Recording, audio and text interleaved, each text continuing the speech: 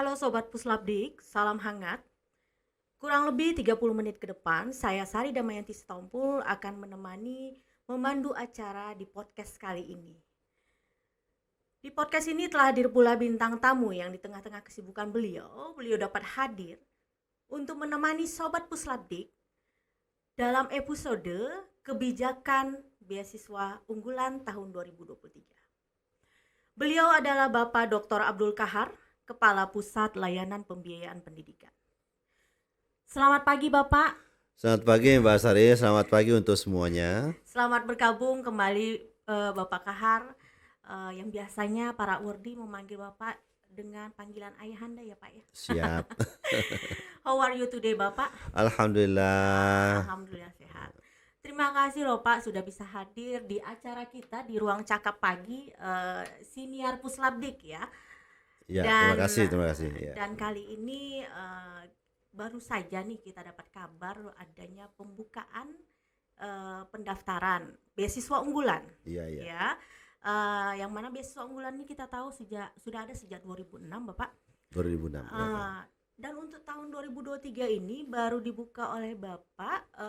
Kira-kira untuk berapa lama ya Pak, dari tanggal berapa sampai kapan rencananya Pak? Baik Mbak Sari. Bismillahirrahmanirrahim. Assalamualaikum warahmatullahi wabarakatuh. Waalaikumsalam. Selamat pagi untuk seluruh pemirsa yang saya hormati, bahwa sebagaimana yang diantarkan oleh Mbak Sari barusan, bahwa insya Allah pada hari ini tanggal 3 Agustus akan mulai dibuka pendaftaran beasiswa unggulan. Insya Allah kami akan buka sampai dengan tanggal 17 Agustus 2023, kurang lebih 2 minggu ke depan ya, 2 minggu ke depan. Mudah-mudahan kesempatan ini semuanya bisa dimanfaatkan oleh seluruh masyarakat Indonesia yang memang betul-betul membutuhkan beasiswa ini untuk melanjutkan pendidikan. Kenapa waktunya pendek, hanya sekitar 2 minggu? Ya. Karena kita paham bahwa sebenarnya pada kandidat ini sudah lama menunggu-nunggu ya. Selain rutinitas memang beasiswa unggulan selalu di akhir daripada seluruh sponsorship lainnya. Dan kami tentunya sudah meyakini bahwa kandidat insya Allah baik secara dokumen maupun mental ini sudah siap semuanya insya Allah. Ya, apalagi baru pembukaan di universitas-universitas juga ya Pak ya? Iya.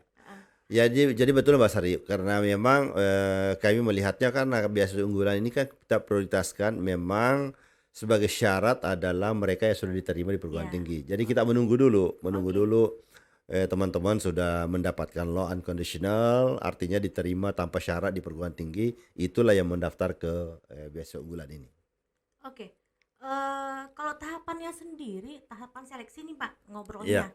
Ada berapa tahapan ya Pak biasanya? Jadi beasiswa unggulan ini masih sama dengan tahun-tahun sebelumnya, bahwa tahapan seleksinya itu hanya ada 2. Ya, tahapan seleksinya hanya 2. Yang pertama seleksi administrasi, yang kedua manakala si kandidatnya lolos dari administrasi, maka kita akan panggil untuk mengikuti wawancara. Nah, dari wawancara inilah yang menentukan layak tidaknya menerima beasiswa dari pemerintah. Oke.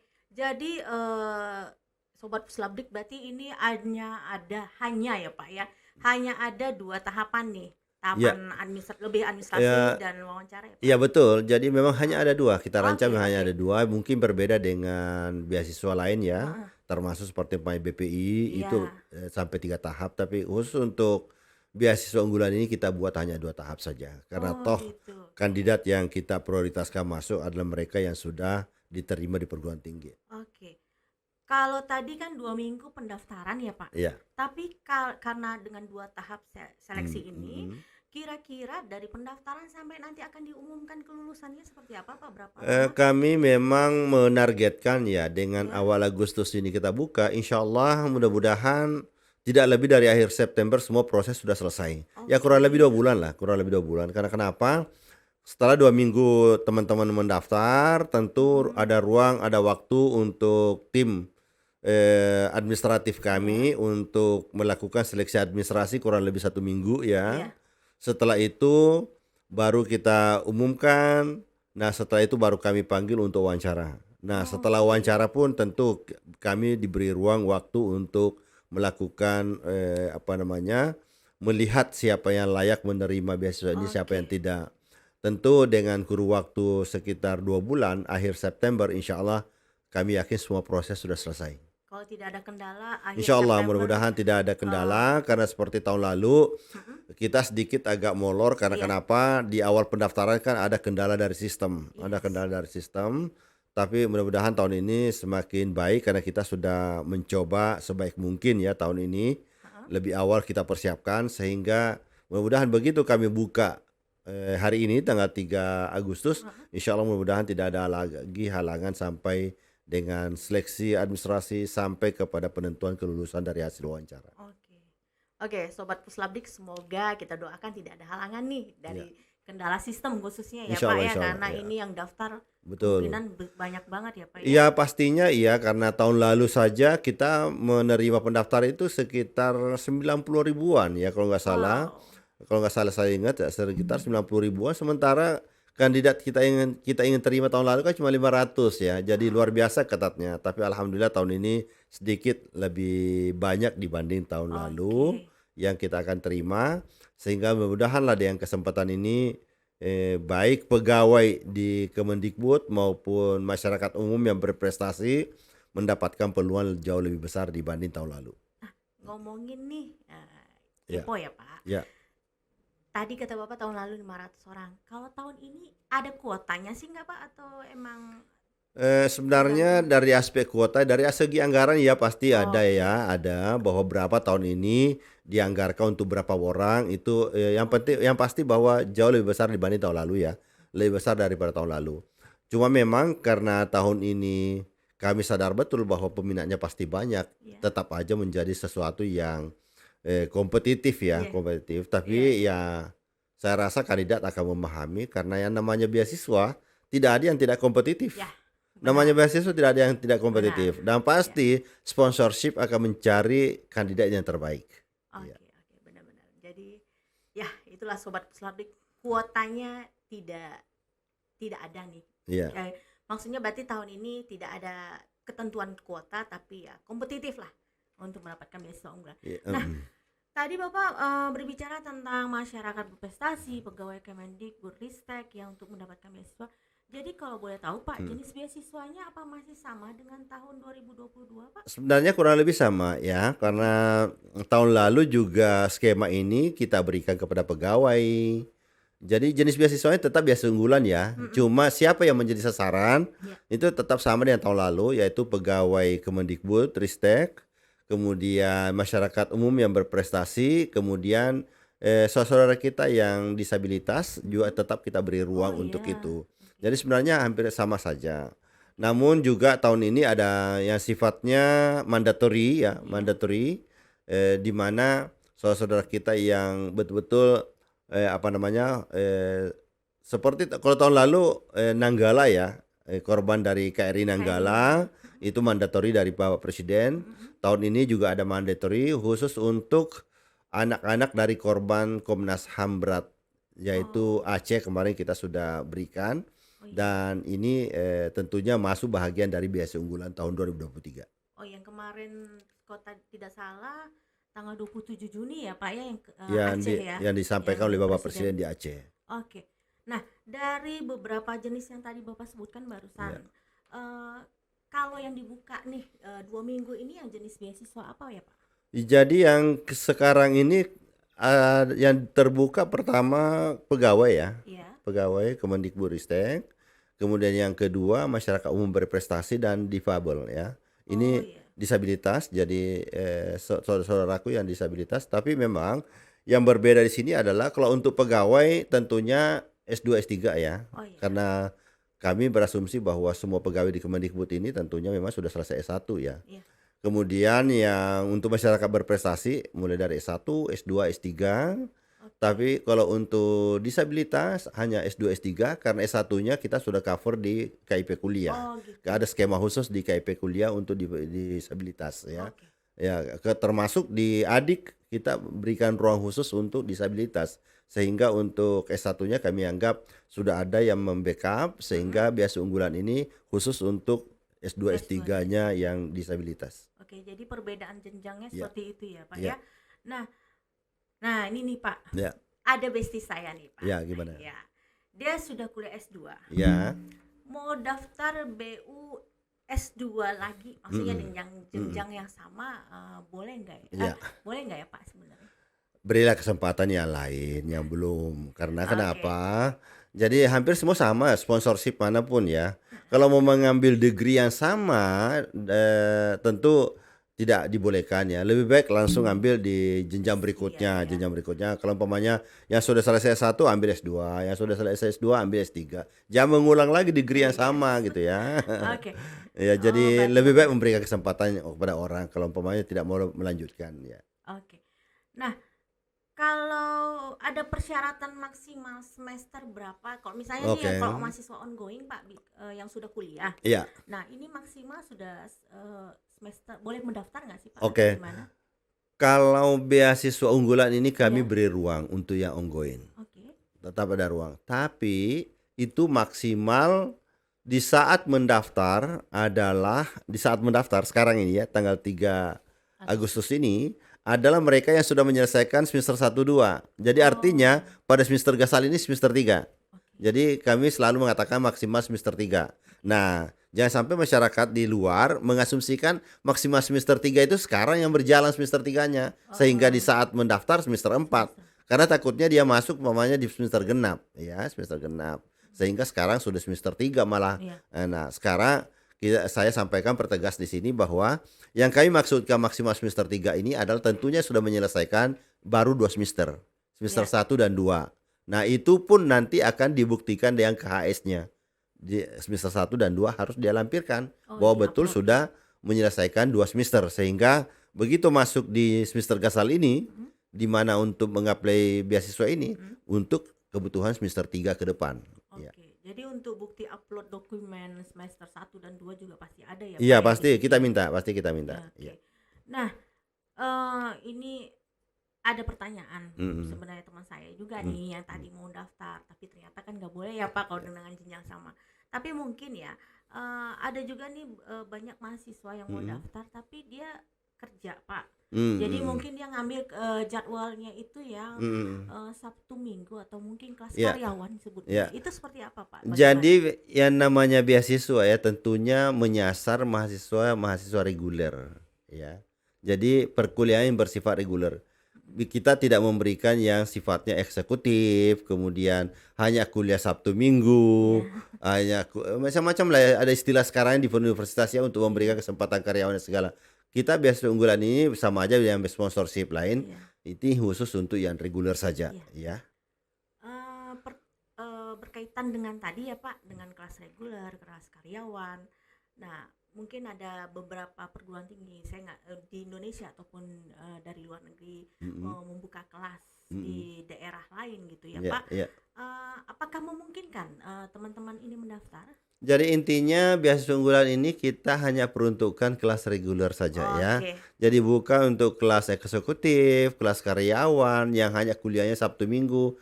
Kita tidak peruntukkan untuk itu. Jadi beasiswa ini betul-betul kita ya kelas reguler lah ya. Oke. Jadi kami tidak melihat bahwa pola pembelajarannya seperti apa, di mana lokasinya. Jadi intinya adalah kelas reguler. Oke. Ya.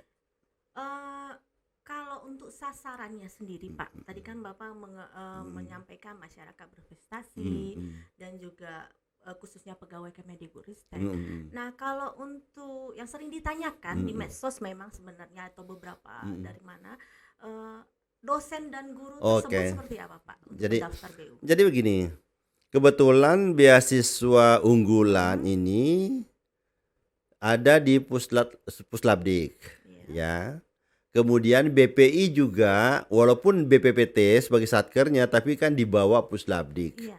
Dan di Kementerian Pendidikan Kebudayaan Riset dan Teknologi sehingga kita sudah membagi skema khusus untuk dosen dan guru pelaku budaya. Skema ini ada di Beasiswa Pendidikan Indonesia, BPI namanya.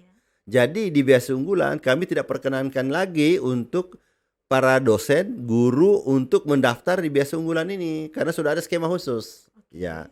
Dan ini pernah terjadi dulu sebelum-sebelumnya kita tertibkan, dosen pun ada masuk. Nah, ini menjadi temuan dari auditor baik internal maupun eksternal. Artinya di internal sendiri kok tumpang tindih skema ini, sehingga kita pertegas kembali bahwa beasiswa unggulan ini tidak diperuntukkan untuk dosen maupun guru, ya. Tentunya dosen di bawah Kementerian Pendidikan Kebudayaan Riset dan Teknologi, demikian juga guru, satuan pendidikan di bawah Kementerian Pendidikan Kebudayaan Riset dan Teknologi. Artinya tidak untuk dosen maupun guru, Oke, ya. oke. Berarti sudah dipertegas nih oleh Ya, Pak Kahar bahwa dosen dan guru ya, tidak boleh mendaftar di, beasiswa unggulan. sebaiknya jangan mendaftar ya Ya, Pak di iya, karena sembarang. pasti di sistem juga Iya, tidak akan terseleksi dengan sendirinya. oke.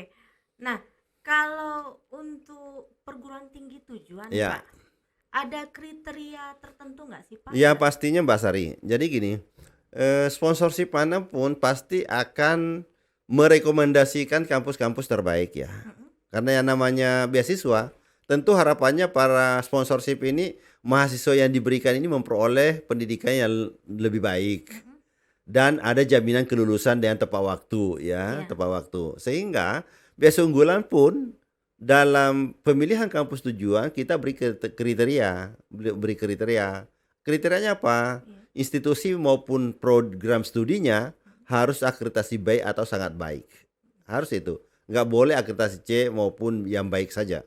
Tapi harus akreditasi B, baik institusi maupun program studi. Jadi B institusi maupun program studi itu harus harus seperti itu. Oke. Ya. Nah, kalau maaf ya Pak, nih Hmm. tanyanya banyak banget nih Ya, sebenarnya. nggak apa-apa. Tapi memang ini banyak pertanyaan Iya, yang iya. sama nih Ya. juga. Kalau sudah memperoleh beasiswa dari tempat Mm, lain mm, nih, mm, mm. Pak, tapi kayaknya kurang dana nih mau Mm, mm, nyoba mm, mm. daftar untuk beasiswa unggulan lagi, boleh Iya. nggak sih Pak?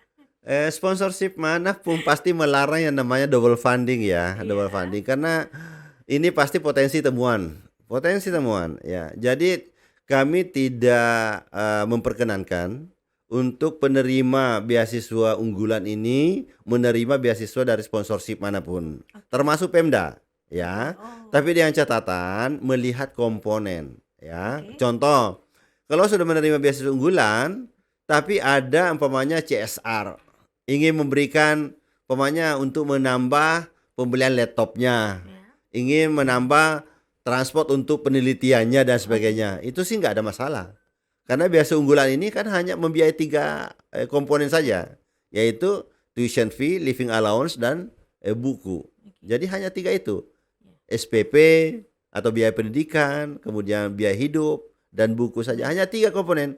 Jadi kalau ada ingin memberikan sumbangan di luar dari 3 komponen ini boleh-boleh saja.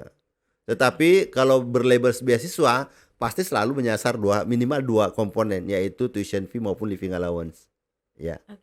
Yang penting 3 komponen ini Ya, tidak jangan sampai sama ya, sama jangan ya sampai Pak, sama. karena Ya. komponen ini yang tidak Iya, diperbolehkan. tidak diperbolehkan. Tidak Karena diperbolehkan. double funding pasti akan menjadi temuan. Kasihan nanti mahasiswanya sudah dibelanjakan uangnya menjadi temuan disuruh kembalikan, kasihan. Ya, jadi lebih baik hindari, Dan lebih kalau baik tidak hindari. salah kembalikannya bisa 2 kali Iya, lipat ya Pak jadi ya. lebih baik hindari double funding karena Iya, kenapa? Toh kalau ketemuan disuruh kembalikan kas negara. iya. Jadi lebih baik tidak. Nah, Makanya di dalam juknis kita tidak memperkenankan. oke. Iya. Nah, sobat Puslapdik nih, jangan sampai nih mendaftar saya tidak boleh ya Pak, kalau tidak salah ya. Iya, iya. Mendaftar saya tidak boleh, apalagi terjadi double funding Iya. tersebut. Nah, seperti sejak tahun 2022 kalau tidak salah ya Pak ya, Mm-mm. itu pendaftaran beasiswa unggulan ada tambahan syarat Pak, Iya. sertifikat Mm-mm. kemampuan berbahasa Mm-mm. Indonesia. Iya, iya. Bagaimana dengan tahun ini Pak? Apakah persyaratannya masih Jadi ada? tetap ada ya, tetap ada Mbak Sari. Karena kenapa? Kalau bukan kami siapa lagi ya? Ini Kementerian Pendidikan Kebudayaan Riset dan Teknologi yang punya badan bahasa yang senantiasa mengawal kelestarian bahasa kita. Kenapa kita tidak mensyaratkan itu gitu loh? Iya. Malah terbalik, kita utamakan bahasa asing walaupun kuliahnya dalam negeri. Contoh bahasa Inggris harus dia kuasai padahal kuliahnya dalam negeri. Tesis dan Iya. disertasinya berbahasa Indonesia umpamanya ya. Nah, makanya mulai tahun 2022 saya mensyaratkan bahwa harus mengikuti UKBI ya, ujian kompetensi kemahiran berbahasa Indonesia. Itu kami syaratkan. Tapi memang ini belum sesuai dengan ekspektasi kami ya. Ini karena ini baru langkah awal, Iya. baru tahun kedua, kami masih memperkenankan kandidat itu mengambil UKBI-nya dengan paket satu. Paket satu. Paket satu itu masih ibaratnya dasar ya, dasar.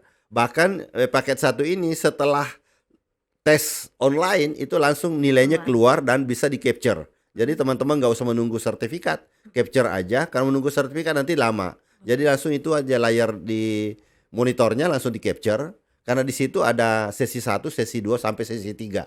Nah, maunya saya di awal itu adalah paket 2 yang ada kemampuan menulis. Oh iya. Kemampuan menulis.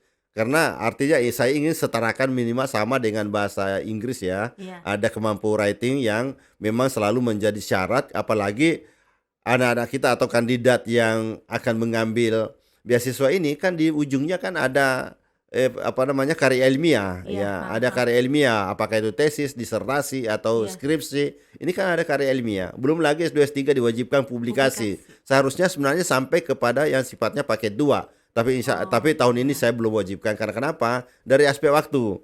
Kalau mengambil paket 2 kan dikoreksinya bukan komputer, tapi dikoreksi manual. Kalau pendaftarnya puluhan ribu, ini butuh waktu beberapa lama. Kasihan teman-teman kami di Badan Bahasa. Dan ini belum computerized karena masih manual sifatnya pemeriksaan dalam bahasa tulis. Nah, untuk itu kami tahun ini mungkin sambil menyempurnakan sistem juga di Badan Bahasa untuk menyongsong tahun depan umpamanya. Tahun ini kami masih menggunakan paket 1, cukup sesi mengikuti tesnya sesi 1, sesi 2, sesi 3. Dan itu bisa langsung di capture nilainya di layar komputer saat selesai mengikuti tes. Kebayang aja nih Pak, soalnya Iya. 90.000 orang Iya. mengikuti paket 2, Ya, terus writing ya, tulisnya harus dicek satu-satu ya ya Pak makanya. Iya, Dan itu benar-benar. belum computerized. Iya, Jadi iya, benar. kami sadar betul untuk itu sehingga butuh waktu kalau itu kita menggunakan. Makanya saat ini kita paling tidak lah bahwa teman-teman kita para kandidat yang ingin mengambil beasiswa ini ada kepedulian terhadap bahasa Indonesia. Sehingga UKBI ini perlu menjadi salah satu syarat untuk masuk memperoleh beasiswa dari pemerintah negara Republik Indonesia ini. Tapi walaupun paket 1 nih Pak ngambilnya, tidak ada skor minimal kan ya Pak yang di ini? Pokoknya kami tidak menggunakan, belum memberikan syarat bahwa standar minimumnya sekian. Pokoknya kami ingin dulu bahwa semua mahasiswa cinta terhadap bahasa Indonesia. Iya. Iya. Oke. Karena selama ini kan Sobat Puslapdik mengenalnya Iya. harus TOEFL nih Pak, Iya, atau iya, iya, IELTS iya, dan iya, sebagainya. iya. Memang ya bagus juga karena Iya. UKBI ini lumayan Ya luar biasa sekarang sistemnya luar biasa. Iya, Ya luar lumayan, biasa. iya.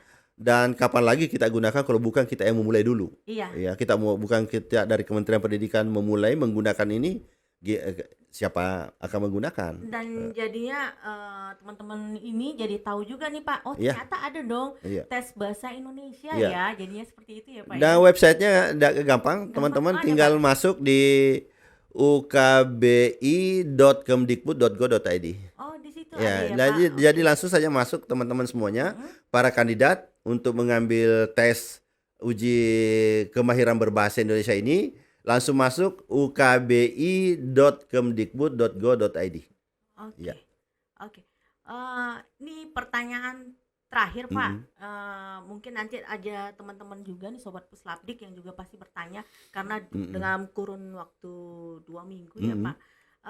Di website Beasiswa Unggulan sendiri berarti ada kalau nggak salah ada talk to ya namanya ya untuk komunikasi untuk pertanyaan-pertanyaan itu.